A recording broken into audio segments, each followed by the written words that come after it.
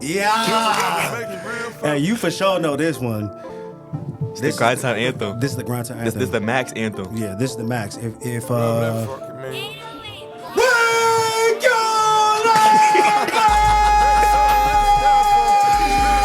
yeah.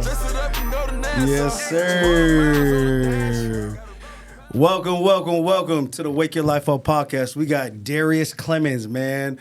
Oregon native. Wait, actually, you're from Michigan? I was born in Minnesota. Lived in Michigan. Came out here to Oregon. Played ball out here in Oregon. Went to Westview High School. Got a full ride scholarship to Michigan, where he's currently at right now. Man, welcome to the podcast, man. Thanks for having me. Yeah, man. High key though. Low key, high key. This is a special one for me, man. This is my stepson, man. This is my adopted son, man. This is my first son before my baby Cruz, man. So this is special for me, man. Darrius, man, we've been rocking since what? You were in 6th grade? Like sometime middle school, 6th grade, 7th grade, something like that. Yeah, it was like I think it was like 6th or maybe going into 7th grade or something like that. That sounds right, yeah. I remember your dad, Uncle Larry, man. Westview parking lot. I remember the first time I met you. Yeah. It was actually I remember your dad. He called me up. He said, "Hey man, we want to get my son a little bit faster for track, but like lifting weights, man. I don't know if he'll gain weight. He'll get slower." I'm like, I said, just trust the process. I was like, he can get stronger. He can get more explosive. He's gonna get faster. The craziest thing though, man, when you first came and trained, it was like I was like, oh. Okay. I mean, you can run, you can move a little bit, but it was like, out of all probably that group, your age group, with that Pop Warner group, you're probably like third, yeah, fourth, probably third or fourth. Third or fourth. We also had like a freak class. Oh, no. That was baller class. Team. All that whole class should have been for sure top D1. But I mean, that's kind of going back to what I'm about to say is you were the third or fourth, kind of guy in that group, baller group. But you had something that they didn't. You know what I mean? I think that you had the willingness to get better from the jump. I mean, you knew that you were the third or fourth guy, and it was kind of like, hey, man, I'm not going to out-athlete you right now. I'm not going to outspeed you right now, but I'm going to outwork you. Yep. You know what I mean? And I think that, it worked out. You know what I'm saying? For sure. But yeah, man, tell us a little about yourself. Tell us, just growing up and coming up from playing over there to coming over here and Pop Warner at Westview. So I moved to Oregon. I lived in Michigan for pretty much most of my childhood. Mm-hmm. I moved to Oregon when I was like 10, I think, 10 or 11. Then moved here. And originally, I lived like in the Murray Hill area. I played football at Southridge. Oh, yeah, that's right. For like the first year I was there. Then my parents ended up buying a house in the Bethany area. But then I played for Westview, whatever, yada, yada. I was always like solid athlete. I was really just like fast to catch the ball. I didn't have a lot of other skills. But then I was like, my dad was always like, my dad always did a really good job of like, kind of like picking my brain, like seeing how good I want to be at football. Like he never like, I wouldn't say he ever forced me to, but as soon as I told him I wanted to be good or I wanted to do this, like he held me to it. And, like, my dad, he not let me waste no money. If he paying for something, he gonna be there watching me. Man. On me. Uncle Larry is king frugal, man. But you know what, though? I'm going to add to that shout out to Larry, man, because he's one of those parents, because you get these parents that are helicopter parents. You get snowplow parents, which that's a new one where they try to move everything out the way to make it as easy as possible so you don't handle no adversity, you don't experience nothing. But I think your dad played it right. I mean, he trusts the process with Grind Time and myself and with you. And he was like, hey, if you want this, good. I'm going to support you as best as possible, and I'm going to hold you accountable. Mm-hmm. You know what I mean? So it wasn't like I'm forcing you to do this, but you're saying that you want to be great, so I'm going to hold you accountable. For sure. So if you want to be great and, I'm a little tired right now, I don't think I need to go to workouts. No. You said you wanted to be great, so I'm holding you accountable, and I'm taking your ass to workouts. You know what I'm saying? I think that's a huge difference between really like wanting it more than the kid. You know what I'm saying? So shout out to Larry for that, man. But like I was saying, like obviously I'm my dad's only son, so like Yeah. He didn't do everything perfect, but like that's part of that's what it is. Like he learned, like we went through it together for real. Yeah. And like he played high school sports, he played college sports. So like he had a really good background, but like for the most part, like my thing was just trusting you for real. But Well, hey, it worked out. for sure, It's working out. You know what I'm saying? We ain't done. It's working out. for sure. But I mean, I think that's what it's all about. You know what I mean? It takes a village. You know what I mean? It doesn't take a big village, but it takes a village where it's like, you know, surround yourself by like-minded people, surround yourself by support, and I'm the same way. Like, I'm not gonna force you to be great. You know what I mean? But if you say you want to be great, I'm gonna force you to be great. You know what I mean? Like, if you say like, this ain't really for me, I'm gonna test you. I'm gonna try you. You know what I mean? But if I notice that it's not you don't really want it, then hey man, on to the next, man. I can't force it for you, and I can't want it more than you. You know what I mean? So I think that I think we just worked out. I think it really worked out with obviously your parents, yourself, and myself. You know what I mean? All our mindsets kind of just clicked, and it was like a perfect mesh where, you know, you went from, you know, the underdog to the hated underdog to a dude that was hated on to a dude that was a dude, little hated on, and then it was like now you got a little respect, and then it was like, well, I don't really think he's that good. Then it was like, oh man, he's really like that. You know what I mean? And then full ride to Michigan, man. Full circle though, huh? For sure. But like I was saying, like middle school, I started working out here, and like I feel like I always had like a quiet confidence about myself. Like I always knew like I want to play college football, and there was never like a moment in my mind where like I thought I wasn't going to do that. But I think like starting to work at that grind time and being around like I think like Johnny, Connor, Marcus, like those guys are like 4 or 5 years older than me, and just like being around them all day and like just like having to compete with them. Like I built my confidence even more because I went back to like 8th grade football, and I was like, oh, I've been racing. High schoolers, like, come on, like got a little bit faster, got a little bit stronger, got a little bit better at football, and then went to Westview, and like you were coaching there, and like my freshman year, even like I wasn't playing a whole lot at the beginning of the season on varsity, but like whatever high school football goes, like people get better, people get hurt, whatever. And like I was at the end of the season, I was like starting on varsity as a freshman, like played all right, but like it wasn't anything crazy. But I mean, just like that was, I feel like my freshman year is when like things really started to take off for me, like in my mind, because like I'm playing varsity as a freshman, like there's not a lot of kids doing that outside of Westview, especially like I'm gonna be all right, you know. Oh yeah, guaranteed. I think that I'm huge on competition breeds success, man, and you know that. You know, it's the atmosphere. You know what I mean? I don't care who you are, what age, gender, whatever. You know what I'm saying? It's when you step through the doors, it's wake your life up. You feel me? That's on the carpet right before the door, and it's just that savage, not average mindset. You know what I mean? Because if you're an 8th grader competing with high school kids, you know what I mean? Johnny was I think Johnny was a dude, you know what I'm saying? Sure. Like he just kind of, it just didn't work out for him.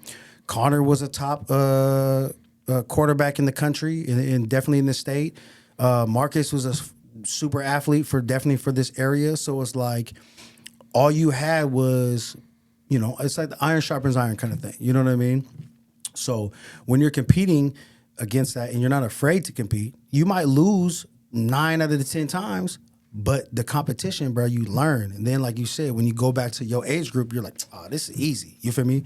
Or you're not even worried about it. You feel me? But people, you know, they're scared of competition. They want to find the doo-doo and go beat him up. And then now they get a dude, and now they're like, oh, I don't know how to handle this. You know what I mean? I think, like, the perfect illustration of that, you remember this, too. I was in 8th grade, and he was coaching at, like, the Northwest Showcase. I wasn't going to go. And you like told my dad like I'm coaching that like bring Darrius out, blah blah blah. Yeah. Doing one-on-ones.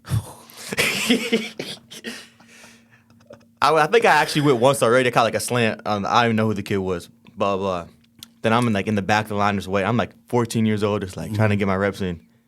And like actually, shout out Nehemiah Dedman, by the way. I know him to this day. Follow each other on Instagram. Yeah.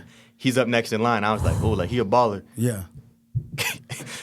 Woods came and grabbed me and like put me up to run my route. Like 10 seconds later, I was on the track, got pressed out of bounds to the ground, and it was just like. Well, the backstory to that was, we're not going to name any names, but there were people that were like, don't put Darius in that. Like, he's just going to get beat up and he's going to lose confidence. I'm like, you guys don't know this kid. I was like, yeah, this kid might get his chest beat in, but it's like, he's going to still go. You're an 8th grader that year, right? Yeah. So you're 8th grader competing with, you know, top high school kids, but like the top high school kids, especially in this area, right? Mm-hmm. And I remember that play because I was on the sideline and I put you up there to get in. And he grabbed your chest and brought you right to me on the sideline. I was like, damn, bruh. Got your chest all the way to, I'm like, okay. And then they were like, you know, but the outside noise, they're like, see, he shouldn't even be out there. I'm like, no. I was like, these are learning. Those aren't losses. That's a lesson. Like, you know what I mean? You get your shit beat in, but it's cool. But you're like, hey, you know what I mean? That's one of the top kids in the state. You know what I mean? And I guarantee you that won't happen again, for one. But two, it's like when I go and compete against the kids my age, I'm not afraid of nobody. I already been against this kid, you feel me? Mm-hmm. And it's just like, did you like that feeling? Nah. Hell no. I don't want to feel that again. But I think that's when really it switched. That's when the light switch switched, because you went to that as an 8th grader. And it's whatever, you kind of got in, but you definitely remember getting your shit ridden all the way to the sideline. But then what happened that next year? I think, like, the next year, obviously freshman year, like, I was playing 7-on-7, like, I feel like that's when I became, like, good at football for real. Yeah. Like, went through 7-on-7, now that I showcased, like, the end of the school year, like, probably, like, around this time that year. Went to the showcase this year, it was, like, I didn't go into it thinking it was going to happen. I was like, just, like, compete, do well, like, talk to some college coaches, you know what I'm saying? Chop it up, whatever. And, like, went off. We probably did one-on-ones for, like, an hour, and, like, I feel like every, like, 5 minutes I got a rep, and I was, like, I felt like I was, like, leveling up almost. That's what it felt like, for real. And, like, after the camp, got, like, my first 3 offers, like, that day. Mm-hmm. And it was, like, I don't even think it hit me, like, that, like, what really just happened till, like, I came back to grind time that Monday. And, you sat me down and talking to me with, like, this don't really mean nothing, da-da-da-da-da. I remember I was, like, looking at you, and I was like, it hit me, and you were like, are you even excited? And I was like, I mean, I still got to work out today. Yeah. And you told me that was the best trait about me. Like, yep. Like, I still showed up on Monday and, like, wasn't even worried about it. I was ready to get back to work. And I think that's when, like the process started for real. Like, I think that, so if you didn't go experience that in 8th grade, like, going into your freshman year, you wouldn't have had that experience. Exactly. You know what I'm saying? You wouldn't have been like, oh, shoot, this is my first time at a, national thing. There was like 500-something kids at that thing. Like a lot of schools, all that. Yeah, and so every school in every school was there. So now you're like, you're not nervous. You already know what's going on. For one, you're confident because you know that you trained and put the work in going into that your freshman year. But you've already had the experience, like, I already know what I'm going to face. Then you went into that thing like a fucking demon, and anybody and everybody you routed up and you dominated. Yep. And you were prepared for that. And then what? I think you got 3 offers right after that, right? I think the show was on a Saturday. And I think between, like, Saturday and, like, that Monday night, I had, like, my first 3 offers. Yeah. It was Nevada, Utah State, and Oregon State. Yeah. And it was like just the confidence. Like, because you went against, like I said, I ain't going to name any names, videos out there. But for high school football, though, like, it was like, dudes in Oregon. You went against one of the top DBs in Oregon at the time, and you went to work. And then there's another move that you, blindside, bye-bye, excuse me. And I was like, oh, yeah. I was like, this kid he's ready to play ball, right? And then, like you said, man, that is still the number one trait about you, bro. It's just back to work, man. It's like, man, that's dope. Okay, I gotta get better, right? A lot of these kids around this area, they get a little bit of clout, little something, and they just fall off. You know what I'm saying? And that's the most frustrating part is, like, you put all this work in to get a little bit of something, and then you just chill.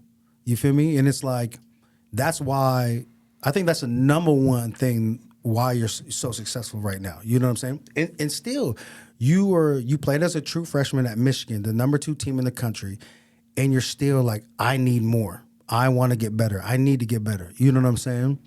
It's like my freshman year in college, my freshman year in high school, almost like I won't say it's the same thing, but it's like similar feelings for me. Like, yeah, it was cool, but it's like it's not what I wanted at the same time. Like I want more. You know what I'm saying? Yeah. Well, you're not satisfied. Exactly. You know what I mean? It's like Exactly. you're thankful. It's one thing where you're like it's not like you're not thankful for your opportunities and your blessings that you've got to be playing at Michigan as a freshman or to even go to Michigan, period, right? To go to college and play football. Yeah. But it's like, yeah, I'm thankful, but I want more. I expect more out of myself. You know what Exactly. I mean? Now, you might not get to be a starter or catch 18 times, whatever, you know what I'm saying? But it's like, that's the expectation. You know what I mean? And I remember you said something about, hey, man, my next year, getting, 500 yards or something would be cool. What did I say to you? 1,000 All-American. All-American, bro. Like, you know what I mean? Like, why we never want to just go, that would be cool or that'd be good enough or whatever. You know what I mean? Like, what is your goal? What is like the stamp for a receiver? What I always told you. I won the Blitnikoff. 1,000%. But I'm saying, like, what is statistical wise? What is a good stamp for a receiver? Like 1,010. 1,010, right? So it's like, I don't care if you're a true freshman. If you train going into there, you might not play a lick, but if you train and your mindset is to get 1,010, you gonna get something. You can get better. Something. You're gonna get better, Yeah, right? But if you go in there like, man, like, I hope I just get a couple plays as a freshman, you're gonna get nothing. You know what I'm saying? So it's like 1,010 at any level as a receiver. That is a solid ass season. You know what I'm saying? So it's like that always has to be the expectation. That doesn't mean that just because you don't get it doesn't mean you're a failure or whatever. But it's the fact that it's like that's our goal, that's our standard. You know what I mean? And we're striving for that every single time. We get more, we get less, but that's what that's the base. You know what I'm saying? But yeah, man. I mean, it's just crazy to see that. Actually, this is another thing that like I admire about you is it was really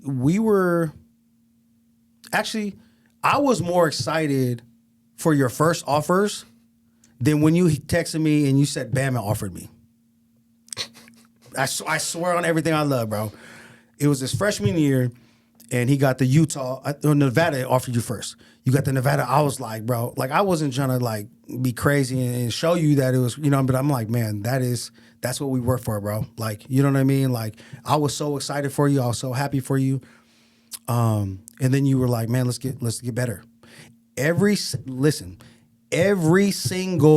time he got an offer, he texted me and said, let's go get more work. I got to get better. Every single time.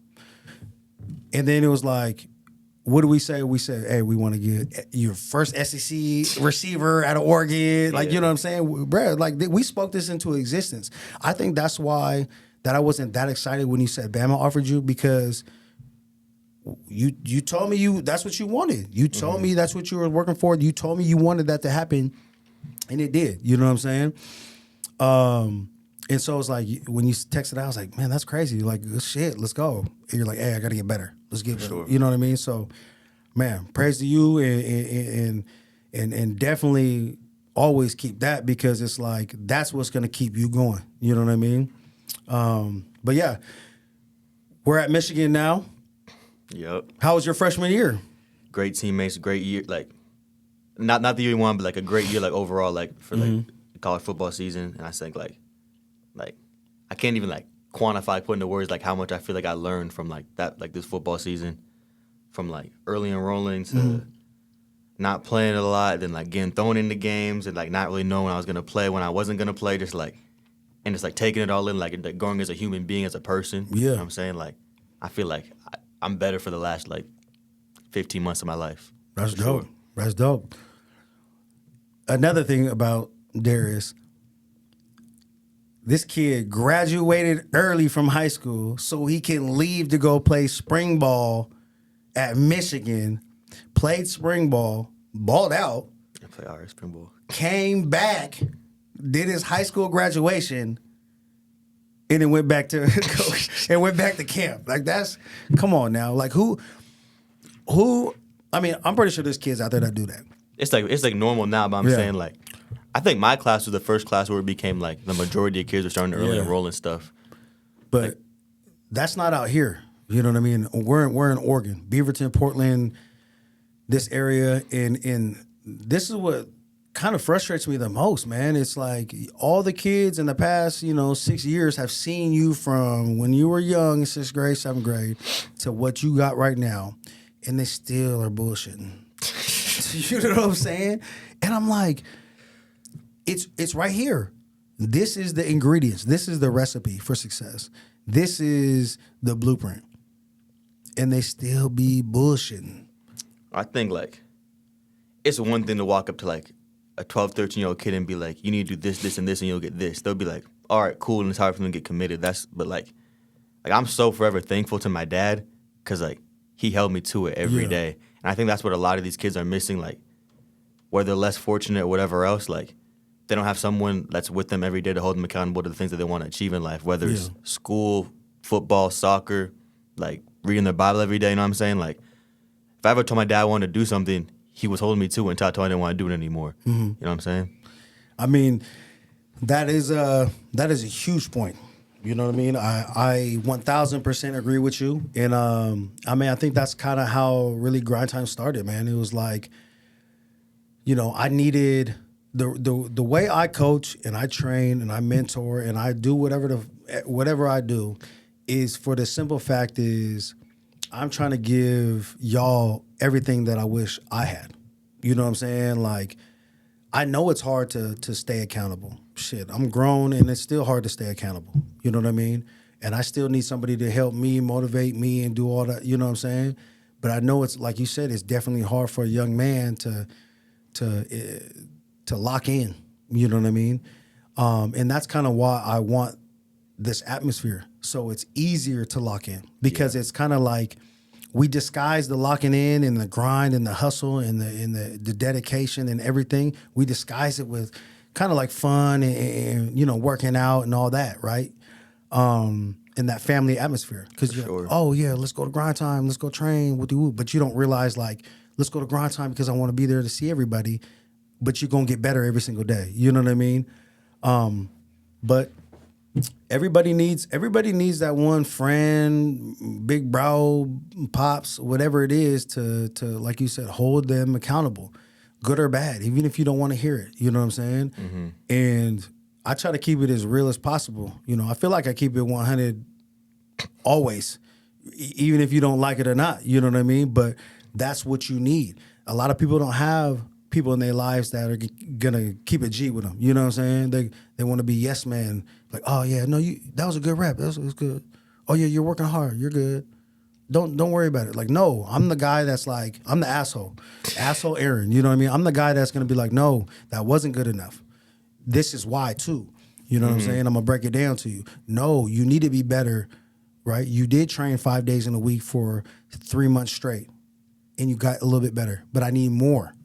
You know what I'm saying? It's like, oh, you caught the ball, but your eyes weren't locked down on that thing. You know what I mean? Things like that. Like, I needed that. You know what I mean? Yeah. I had to figure that shit out by myself. And it was a long, hard, tough route, but it's like, I feel like if you have that person always on you and you accept it, you've been good at accepting it.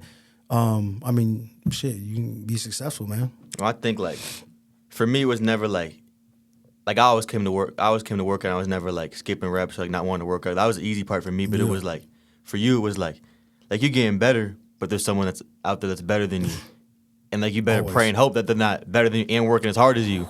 So that's where it got down to like the warm up. Like I used to. Hey man, I used to skip through that warm up every day. This kid is the most locked in kid that I've experienced. But that warm up, it gets everybody. But the warm up, he be bullshitting that. No, I'm saying was. I get to it now, but I'm saying, like, it's just like, I feel like it's like almost like closing a gap between the competition. Like, yeah, there's always gonna be someone more talented. Hopefully, there's nobody that's working as hard as me or working hard. Obviously, that's not like you can't measure that. But I'm saying, like, doing little things, whether it's warming up, stretching, eating right, going to sleep on time, like just whatever you're doing in your free time, it's like making sure whatever you're doing is like not gonna like hurt the work you put in during the day. You know what I mean? Yeah. Or just like everything you're doing is gonna add to like that value that you got. Yeah, it's the compound effect. You know what I mean?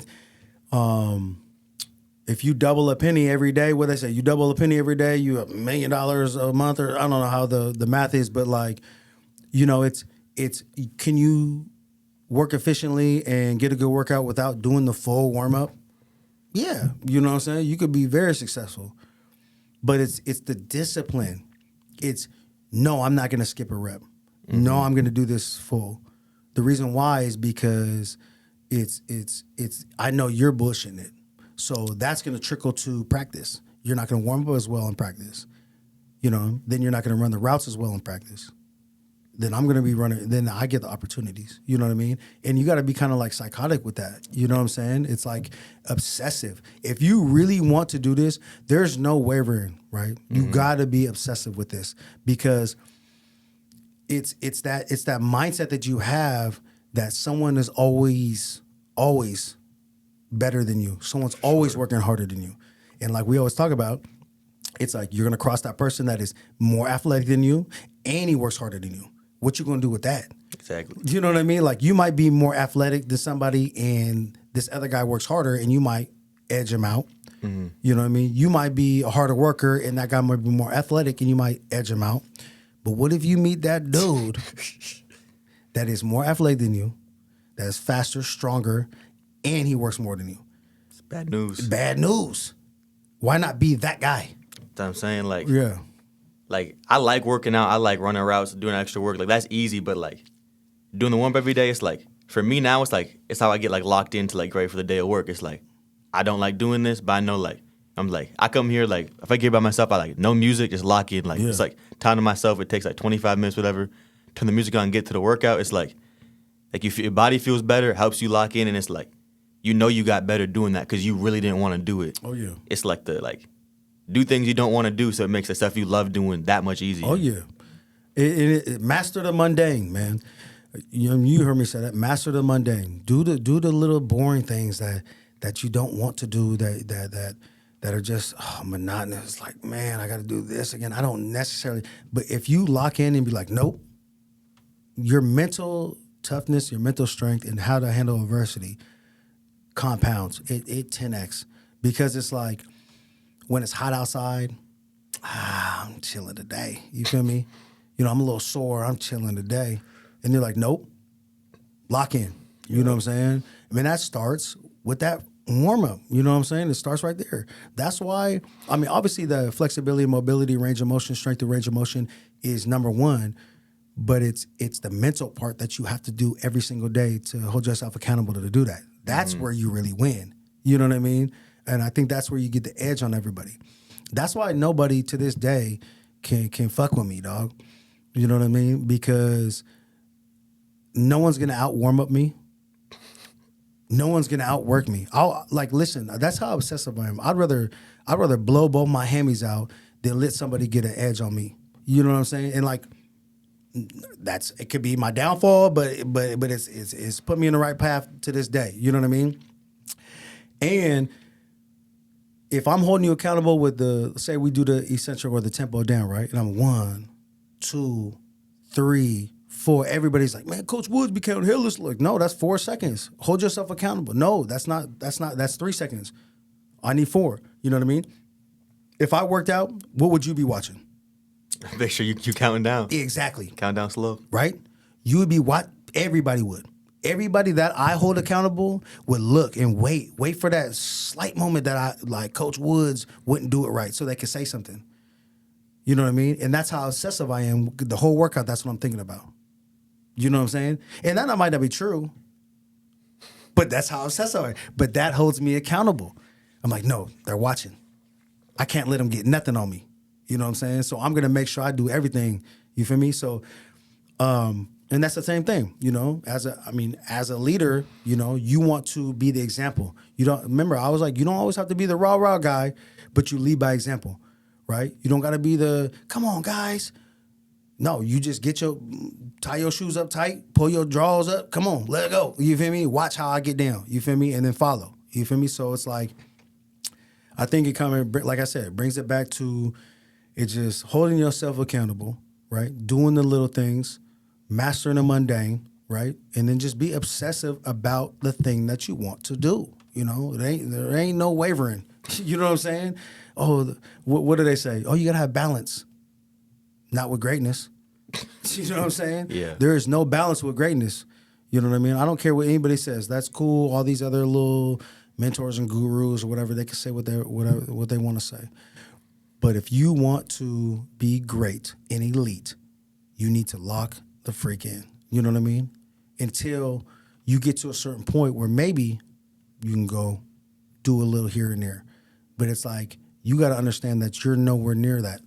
So be obsessive, no balance, and lock in if that's what you want. I feel like, because I've been in college, like, that's been the part I've been trying to figure out. Like, obviously people are like, you can't just, like, be football all the time. But I'm like, all I really like is football. Like, I don't really like doing a whole lot of, like. Okay, that I hang makes out it with, even easier, yeah. Like, I hang out with the boys every now and then. Like, I don't really like going out, but if it's, like, someone's birthday or something, like, I'll be there, like, kicking it. Like, I don't really drink or smoke, so it's, like, hard for me to have fun doing that. But, like, just, like, hang out with my friends. Yeah. So it's, like, I'm either, like, working out, watching football, sleeping, like reading my Bible. Like, I don't really do a whole lot. FaceTime my girlfriend. Like, there's nothing wrong with that. Yeah, that's what I'm saying. Like, for me though, it's like none of the stuff that I just listed is like gonna hurt my goals. You know what I'm saying? Yeah. Like, to me, it's worth it. Like, if it's like if you told me I did like the stuff I'm doing every single day, and one day I make $300 million for the NFL, like, I shake your hand and be like, all right, come on, let's do it. Yeah. Like, come on. Hell yeah.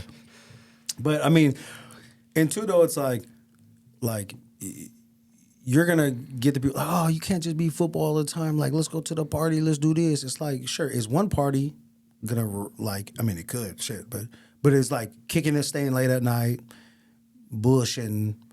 You know, you go back, get barely sleep. You go to practice or whatever. It's not gonna ruin your athletic ability, but it's the compound effect. You're like, oh, that was cool. That was fun. Let me go do it again.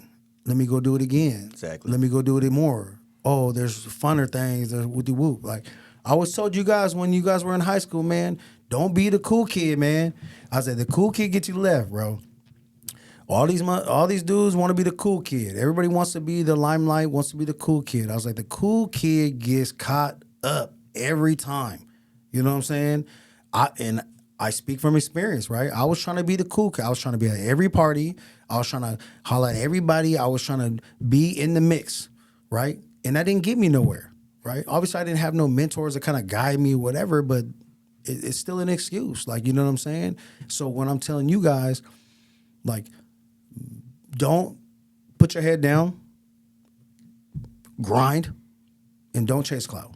That's like, let the cloud chase you. Like, I had people ask me, like, do you have fun? Like, I was like, I'm like, I love my life. I feel like I have fun every single day. Like, exactly. I feel like I'm not missing out on a whole lot. And they're like, it seems like you're always at home, Like, I hang with my friends when I want to hang out with them. Yeah.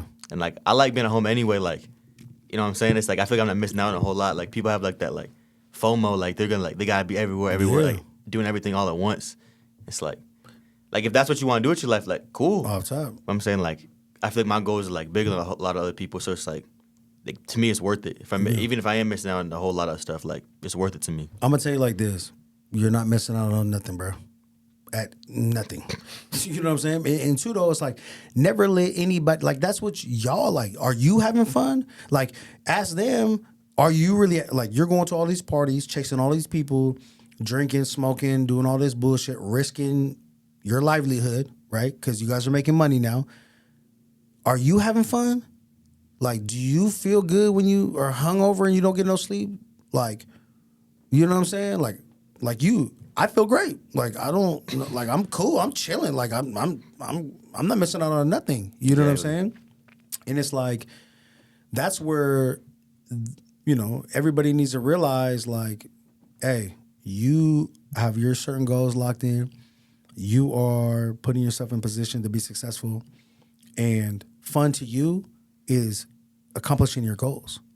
You know what I'm saying? Like, you don't need to drink or smoke or be chasing people around. You feel me? So it's like, maybe everybody needs to kind of take a little page out of your book. You know what I'm saying? Shit, I wish I did in high school. I say even like now though, it's like, especially being in college football, I think it's like a weird dynamic in the college football locker room because you have like there's like the walk-ons, and there's like the fifth-year senior's about to be a first-round draft pick next year. I think for me, it was just like cool seeing like the whole spectrum, like seeing like in college you really see people want to prioritize like with their time, whether it's like school, football, partying, drinking, girls, and like you just learn a lot about people like, in general, because there's a lot going on in college, and there's not a whole lot of accountability. Obviously, you got to be at workouts and that, but what are you doing the other like 19 hours of the day? Like I just thought it was just interesting, and like seeing like some of my teammates I had good relationships with like go get drafted, and like knowing how they conducted their business every day, like in the building, what they did in their free time. It's like why would I not want to do exactly what they just did? You know what I mean? Like, he just went and got drafted as making $28 million at 22 years old. Yeah. That sounds fun to me. Hey, me too, man. Bring me along, man. I'm trying to shit. I'll be a chef. But yeah, I mean, and that kind of brings me back. I'm glad you bring up that point, because that kind of brings me back to the point that I'm making about all these kids around here. It's like, y'all so worried about these little local high school parties, but you see this kid is gotten exponentially better every single year and is going to be a top recruit that's ever came out of Oregon. What is he doing? What does he do during the week? What is he doing on the weekends? I'm trying to do that, right? Because that would be fun to get a full ride scholarship to Michigan or any top school like that. You know what I mean? So it's like, I'm always, that's the frustrating part, where it's like you have the example right in front of your face, but you guys choose to do this short term, right? Don't step over $1 to pick up a dime. Yeah. You know what I'm saying? They stepping over dollars, picking up dimes. You know what I'm saying? It's like, bro, you want that quick little, you feel me? And it's like you're missing out on the long term, you know? So, man, I just hope that they, you know, a lot of these kids in this area, and obviously we try to just kind of mentor them and keep them on the right track. But, you know, shit, if they don't want to be great, you know, I can't force them. I mean, like, it's hard being in high school and trying to like be locked in on like just like hard stuff in general. That's why I feel like I'm in a way like grateful for COVID. Yeah. Like that happened like, right in the middle of my high school, like sophomore, junior year. And like I didn't have the opportunity to go do a whole lot else, like besides like be at the crib or like go work out. And even then, like it was straight to the gym and straight back home, because it was COVID, like it was something serious. And honestly, that like helped me like lock in even more, and like especially like that summer, whatever else, like the people that come into the gym, like it was like every single day. Like you and Mitch talking about like me and Cody, how that was like we'd be at like the park, like going back and forth, like I feel like I got so much better in that time period. I wouldn't have gotten that much better if COVID never happened. Like I'd have to focus on no school, didn't have to worry about like waking up, going to school. Like I had all day to just work out and like do whatever I want to do, like regarding football. How much did people get better, the ones that locked in during COVID, and how worse did people get that didn't do nothing? The separation, the gap got so big. That's why football is so just lately. You know what I mean? Because it's like the kids that took advantage of it, they had really great success. And then the kids that didn't do nothing, they fell back. And then the separation got even bigger. You know what I'm saying? Mm-hmm. It was like, I feel like that was a good thing kind of for Oregon football, because a lot of these locals, especially the teams in the Metro League, they got better. Why? Because they locked in. They were all training here. And then all those kids got 10X within that summer. So you know what I'm saying? Like going into COVID, I was still like a pretty big kid, but I was like kind of like the skinnier side. I hadn't really like gotten super strong, super fast. And then getting like, I feel like during COVID, like I was at home, so I could like eat good meals, wasn't stuck at eating school lunch. Yeah. Could be at the gym at noon instead of being able to come from like 5 to 7, having to go back home, do homework, whatever else. Like it was like, it felt like he was like he was a pro. Like all day was just dedicated to football. It was cool. That's why we're trying to get this Grind Time Academy going, like man. IMG you know or something. Yeah. But yeah, I mean, it's a perfect example of, you know, taking advantage of your opportunities. You know, you see it as an opportunity to get better. Some people see it as an opportunity to kick it. Like, oh shit, we don't got mandatory school. We don't got mandatory workouts. I'm cool. I'm kicking it. You're like, oh, I don't got school. I don't gotta spend 8 hours in a box, and I can eat better, sleep a little bit more, and get more opportunity and more time to train. Oh yeah, let's go. And you got better. You know what I mean? Like you got a lot better. So it's like, man, praise to you and the kids that locked in that summer. You know what I mean? Hopefully that you know, they kind of get back to it. You know, It's like I said, it's you feel that little success, and then it's like, do you keep pushing forward or do you relax? I feel like some of the kids that got some of that success kind of chilled a little bit. You feel me?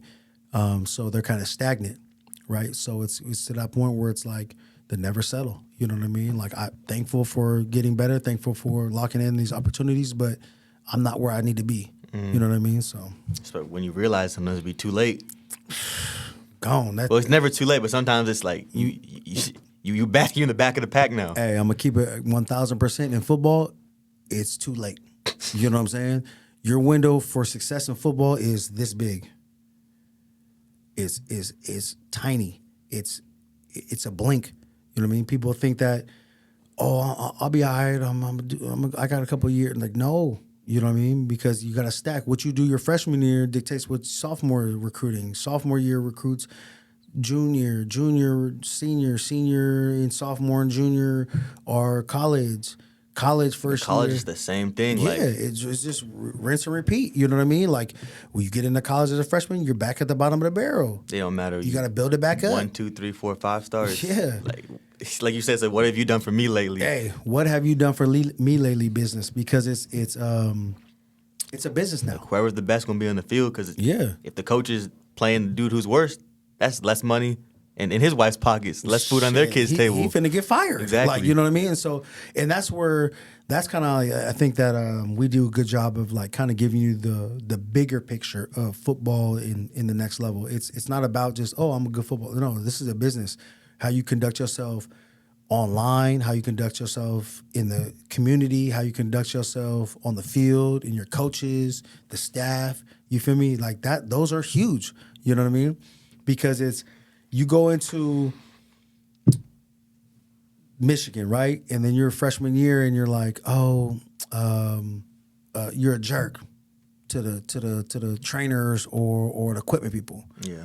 You know what I'm saying? They're not messing with you for the rest of your time there. You know what I'm saying? And then that's going to leak into the coaches. You start doing not as successful on the field, then the coaches start, because it's a business. If these coaches play you and you're not producing, they're going to get fired. Exactly. So I'm not going to risk my livelihood and my family's livelihood because you got something going on, or keep giving you opportunities. I'm gonna give you opportunity, and if I fuck with you, I might give you a couple more. But after that, bro, hey man, my kids gotta eat. You feel me? So it's like I gotta play the guy that wants to play and that produces. So it ain't no more high school where you get all these different chances and you're the big fish in the small pond, and your coach is making it so easy for you to be successful. No, bro, I got 1 million people your age, your position, dying to be there. And they're probably better than you. And they'll probably work harder than you. And they'll probably take less NIL money. And you know what I'm saying? It's like, that's the reality of football at the highest levels in life. You know what I mean? So it's like the same thing in the pros, but like even more serious. Like, hell yeah. People trying to feed their kids. Look, catching some footballs, running routes. Like, it's even more serious. Now, if you get drafted high, they're gonna give you a couple of years. You feel me? They gotta play. They invested in that, so they gotta make sure it works out. But after them couple years, if you ain't producing, they're like, come on now, I'm gonna get this guy for $450,000, or what's the league minimum? It's probably $600 now, but something like that. The league minimum, and he's a dog. But it's like something I've been hearing lately, like because a few kids that were on the team last year, like I talked to, still like they're in the league now, and it's like they talk about not being player 54, because like there's only 53 dudes, and if you play 54, sorry. Hey, I like that, but don't be in the 50s. Exactly, like you know just everything like, you can be up there. You know what I mean? Because you gotta understand, like you gotta be a doer. It's not even a conversation where it's like, is it him or him? It's exactly. Like, like we gotta have him. Yeah, gotta play him. Gotta be on the field. And two, though, it's like it's a business, right?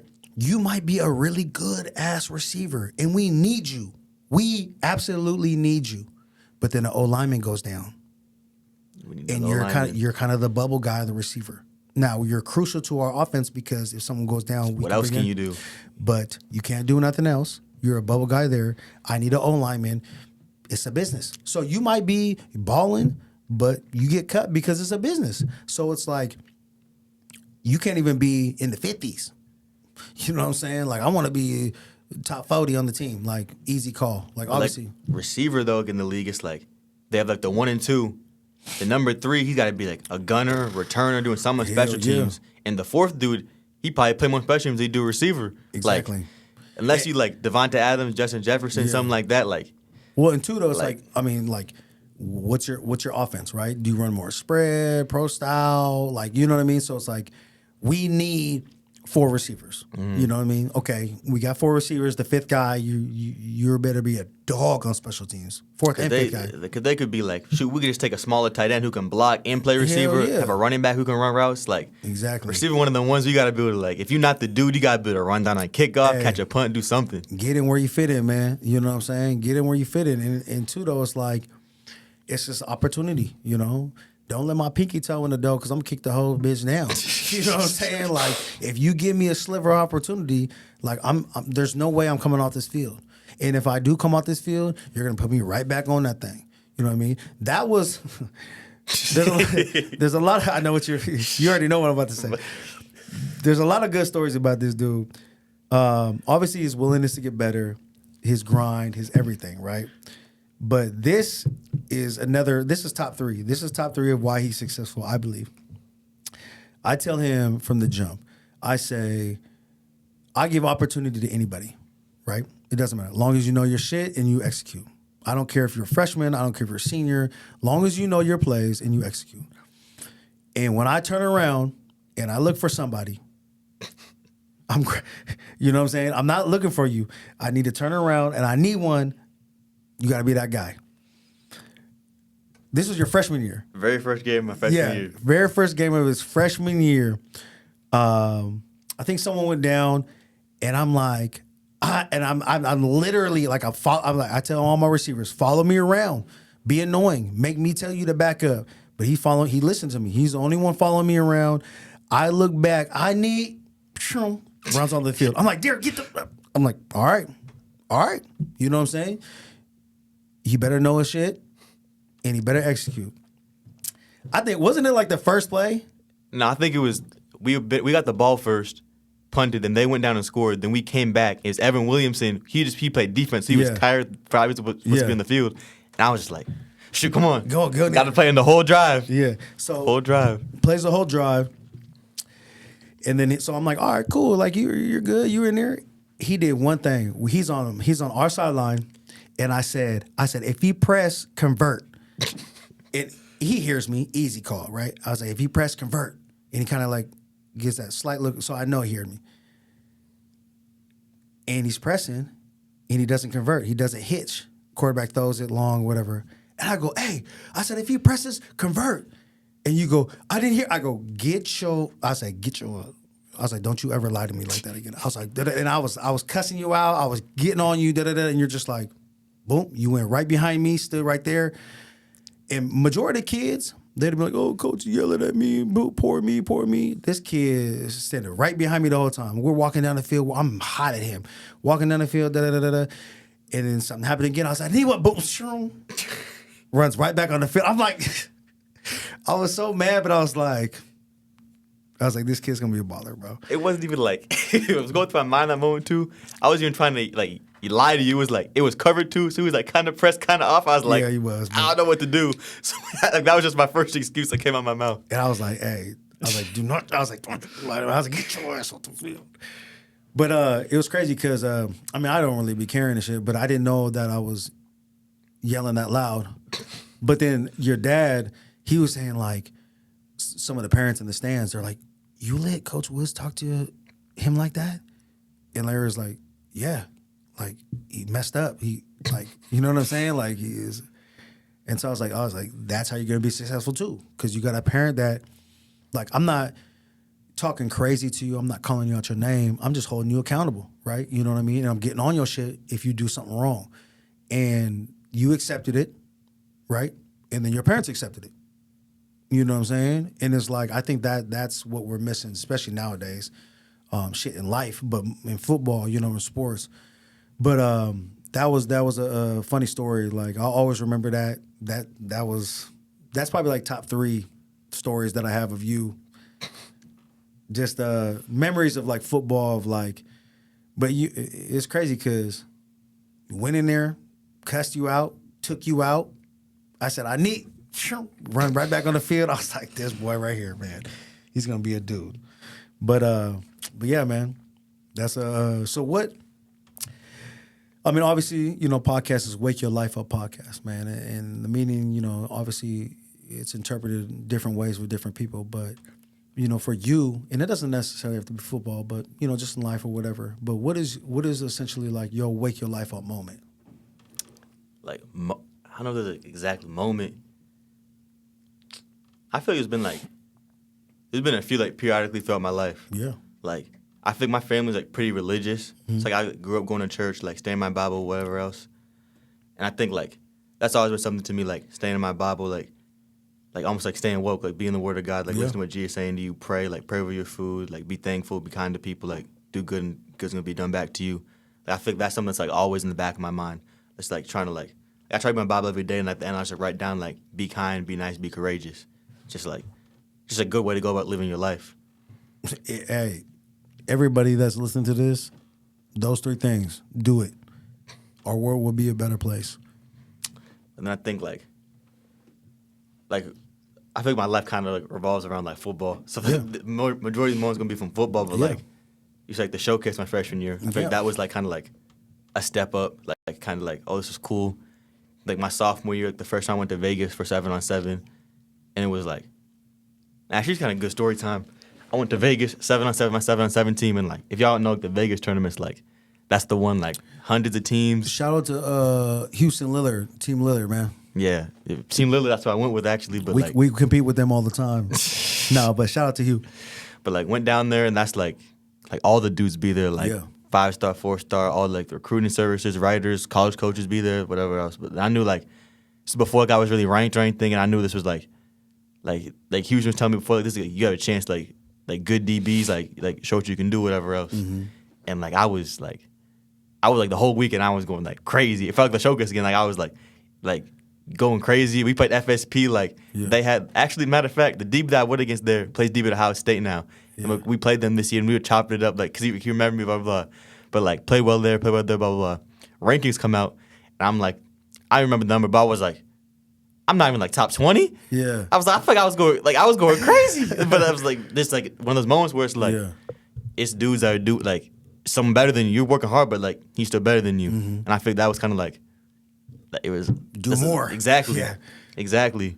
Or like in college this past year, like freshman year, like it was cool.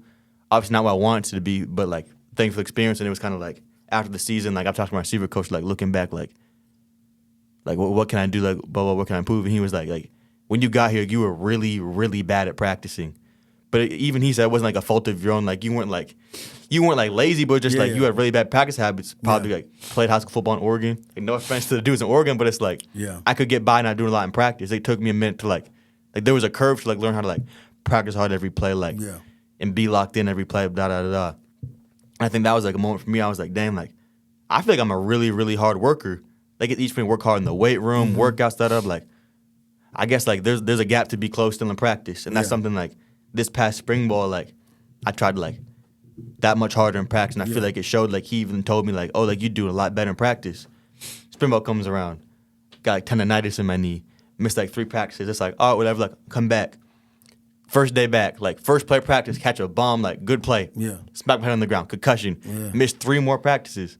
Spring ball only 15 practices long. I missed half of spring ball. Yeah. And it's like, dang, like I was so ready to like compete for a starting spot, this and that, blah blah blah. And like you're not practicing, you falling down the depth chart because other guys producing, you're not practicing. It was like, but then like there was at a moment where I was like it don't even matter. Like I know who I am, I know what I can do. Like I miss practice. But, like the only reason like I'm not where I want to be. I miss practice. Like it's just like another like wake your life up moment. I had to lock in. Like once fall camp come around, like it's up. Come on, like I know what I can do. Guaranteed. Like if I handle my business, it's good. Exactly. You feel me? Yeah. Just like you said, control what you could control. Yep. Like it's way easier said than done, especially when it's like something that like it means a lot to you. Mm-hmm. Like missing practice to me is like, dang, the guy I'm competing with, like he like I'm not hating, but it's like, dang, like he kind of going crazy. Like it's like you start getting itchy on the sideline, like, but it's like you just gotta get healthy, get right, and when you get your opportunity, you just gotta Like, Yeah. do what you know you can do. Well, and two though, I mean, like I said, it's just it's not a loss. It's the lesson part, right? It's kind of,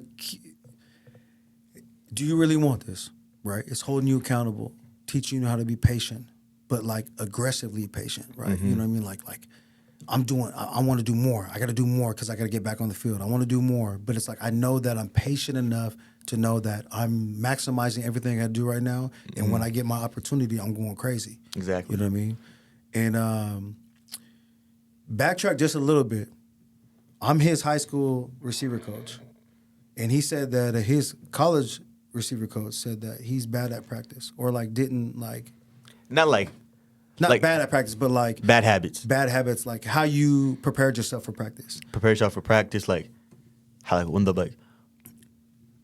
really just yeah. Like No, prepare yourself for I know practice and, like, exactly what you're talking about. like because, being like unknowingly lazy, like because that. Like the reason why I'm saying this is because he told me the same thing. I told him the same thing in high school, his whole career, every day. I'm like, bruh, you gotta practice like it's a game. You know what I'm saying? I said the way you walk onto the field, the way you conduct yourself, because not even just for yourself though, obviously because you were unknowingly the leader, right? You know, you knew you were the dude and older, so you were the leader. But like, if you ran onto the field in practice and you got everybody hyped up, now you don't, like I said, you don't have to be the rah-rah guy, but it's like your presence, right? Everybody's following that, and everybody eats, and everybody gets better off of that. You know what I mean? It's like I think the same thing carried over to college. Like I was always like 7-on-7 1-on-1s. Like I wasn't just like running around like BS and that. Like that was easy for me to get up. But it was like what are you doing in Indy? Like in high school, like I could just go through Indy, show up to team. All right, come on, like it's like I'm catching the ball. Like, you know what I'm saying? Bro, but every opportunity. In college though, like it's just like a trickle down effect. Like you have like shitty Indy for a week straight. Like Route's not that good in 1-on-1s, And I think like shout out to Coach Bellamy, like that's like my dog, but he's like he does a really good job. Like he's similar to you, like keeping 100, but he's a lot less aggressive with it. Yeah. But he's also super good, like you know, like I'm a big like feedback. I'll come to like how'd that look, like how'd that look to and he'd be like that looked good, but and like breaks it down And I think it's good for me, and I'm glad like he's my coach because he's telling me like you practice really hard, but it's like the little things like the. What are you doing? The ball's going away from you. What are you doing Indy? What are you doing pre-practice? Like, you're not getting the cold up after practice, stuff like that. Like, small things, like you said, like the compound effect, it adds up, and it's going to, like... That's the biggest thing that separates you from everybody else, right? Or anybody from anybody else. Because it's like, you guys are all ballers. You know what I'm saying? Michigan's not going to take no doo-doos. Now, there's levels, but everybody's a baller. And it's like, who is in their playbook more? Who knows all the positions? Who is the energy at practice? Who is executing the most? Who is recovering, which probably leads to them executing the most? You know what I'm saying? Who is working the hardest in the weight room? Who has the best grades? Now, you can have 3 out of the whatever and be all right, but if you want to be excellent and you want to be dominant and you want to be legendary, you gotta check every box. You know what I'm saying? Or at least strive to check every box. You know what I'm saying? So for me, it was like, I love practice. Like, I think I was blessed with that ability to love practice. I always felt like it was a mini game. Like, you know what I'm saying, to me. Like, it was an opportunity to get better. You know what I mean? Perfect my craft. And like, you know me, like I like to perfect my craft. Like I like to try things. I like to get better. I like to whatever. Because it's like, you go crazy in practice every single day. Going in the game is slow motion. It's cool. You know what I mean? It's nothing. You know what I mean? Like you're probably gonna go the same or maybe a little bit better competition because it's just different. Yeah. But at the end of the day, if you got, you know, the top TBs in the country that you're going against every day and you're really, really competing and trying these moves full speed, when you go to the game, it's the same thing. But if you're like, it's all good, backside of the play, you're bullshitting. But then you go to the game, what do you think you're going to do in the game? Backside of the play, you're going to be bullshitting. Oh, there's the ball. Boom. You know what I mean? Because in practice, it's scripted. We're going to go here. We're going to try here. Give me this coverage so I can see what it looks like. We're going to go here. Backside, you don't get no love. In the real game, boop, boop, boop. You know what I'm saying? It's like, damn. You know what I mean? So it's like, and two, the eye in the sky don't lie. in high school we put the eye up there, but we wasn't holding you accountable like that. We wasn't breaking down every little move that you was doing, Indy, how you got on the field and drills. That is their job. You know what I'm saying? They got film guys to break down Indy. Coach, this is the Indy. This is what it looks like. I see every rep of Darrius. And like you said, it was, okay, you might get by bullshitting Indy, and then you go catch a couple balls in 7-on-7. It's cool. Exactly. But that one time you bullshit Indy for the week, and then you start dropping balls, or you're not running, or you're not looking good. See, this is why. Do-do-do-do-do. You know what I'm saying? That's what they talking about. You know what I mean? So you got to be that obsessive part. Everybody's watching. Everybody's analyzing you, and you want to get better at every facet of whatever you want, you know what I mean, or your specific craft, which is obviously being a receiver, you know what I mean? So, man, it's crazy game, crazy life. Like, I feel like I asked coach, like my receiver coach after the season, what's that for me from being like the fourth receiver, like kind of playing but not really playing, from being like a starter, being the dude. He was like, it's consistency. Like when you on, like you can do like you can be that dude. And I came here, told you like I gotta be more consistent, gotta work on these things, because like it's like you said, like he gave me the answer to the test. I'd be a fool not to use them. Like he's telling me what I need to get better at. Exactly. It'd be stupid of me not to like work at those things. Whether it's like being more consistent in practice as a result of like I need to get better at using my hands. I need to get better at throwing people by at the top of like routes. Like you and me just we're at the field working on stuff like that. Yeah. And I feel that's just like closing the gap. Like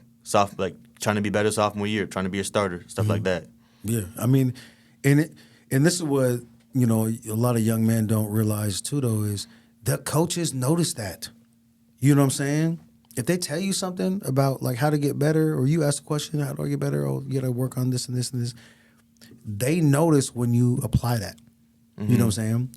You come back and you're or at least trying. They're like, I can mess with a kid like that, because regardless if he wins or loses, I told him that he needs to work on this, and he's working on this. You know what I'm saying? And then if a kid is like that, he's eventually going to figure it out and is going to be successful with it. But if I keep telling you, what I always say, make what? Don't make the same mistake twice. Yeah, make new mistakes. You know what I'm saying? Make new mistakes. You're going to, in life, football, whatever you do, you're always going to make mistakes. It's going to happen. But you got to make new mistakes, especially in football.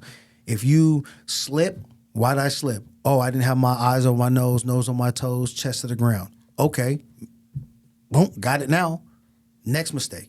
I'm going to make something different. Because if you keep making that same mistake, coach ain't got time for that. You know what I'm saying? I'll go pay NIL money to another kid that's a baller and bring him in there, and he going to be good. I don't gotta do too much with him. You know what I'm saying? So it's like, it's really just, it comes back to controlling what you control, man. It's way easier said than done. Way easier said than done, but that's what it is. But yeah, man, I mean, Darrius, man, we at this time, obviously, you know, we're going to have to run it back, like, you know what I'm saying, bounce back like a ball off the wall. But right now, man, I appreciate you coming out, man. Special podcast, this one for me personally. I hope you guys enjoy it, man. What they say, like, subscribe, comment, share, go follow, comment, go follow, all friends. that. You feel me? All that. All the above. But man, appreciate you again, man. Love Thanks you, bro. for having me. Yes, sir. Yes, sir, man. Hey. Listen up and make it real for me. Intro, outro, man. I think this has to be the grind time anthem.